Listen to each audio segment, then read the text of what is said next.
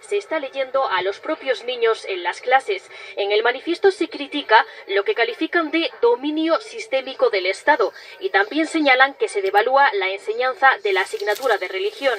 Y nos imposibilita dar la clase de religión con normalidad. Aunque en la ley CELA sí se recoge que es obligatorio ofertar esta asignatura en los centros. Algunos opositores a la ley también insisten en que se quiere acabar con los centros de educación especial. En el manifiesto se pone en duda la supervivencia de estos centros. Sin embargo, lo que recoge la ley CELA es que van a destinar más dinero a los centros ordinarios. Para que en las escuelas se puedan atender mejor, apuntan a los niños con necesidades. El símbolo de este movimiento contra la ley CELA son estos lazos naranjas, lazos que en algunos colegios han dibujado los propios niños. Algunos sindicatos han mostrado su malestar por involucrar a los estudiantes en este asunto.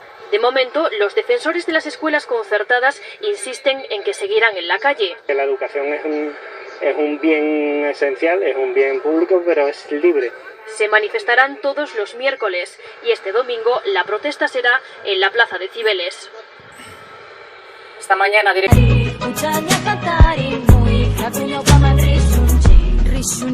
Rishunjami, warmi gokuna hatari, uchanya